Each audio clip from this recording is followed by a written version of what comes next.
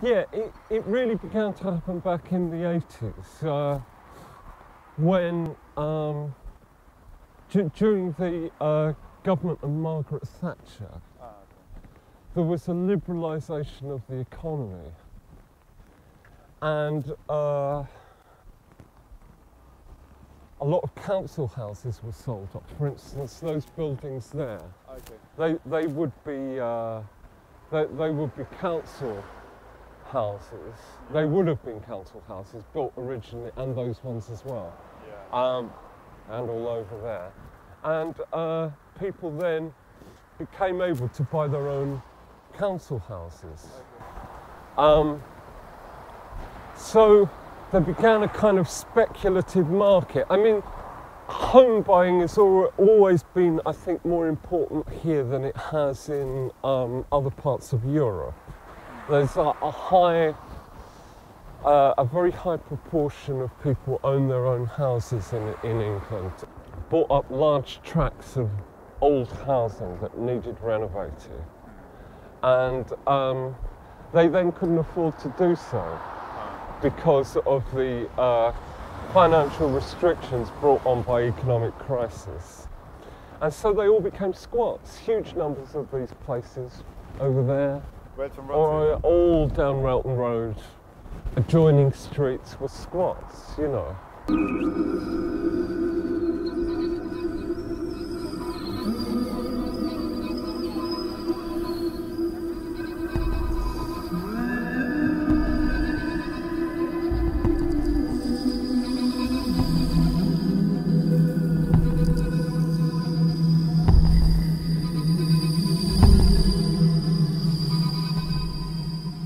Esto es Clifton Mansions. Aquí hay 30 casas, 30 pisos, están todos ocupados y yo vine a vivir hace 6 meses. Un amigo que estaba viviendo aquí se iba a estudiar a otro país y me ofreció su piso para vivir. Digamos que no simpatizo demasiado con la propiedad privada tal y como está planteada ahora mismo. La idea en sí tiene sentido. Tú tienes tu cazadora, yo no te la voy a quitar, ¿me entiendes? Está más claro que el agua. Cuando llega el punto en el que tú no solo tienes una cazadora, sino que tienes 20.000 industrias y que esas industrias tienen, digamos, un efecto en la sociedad, en el medio ambiente, y tú tienes más dinero a lo mejor que todo un país de gente que está pasando hambre, ahí yo empiezo a pensar que el planteamiento de la propiedad privada está un poco corrompido de base.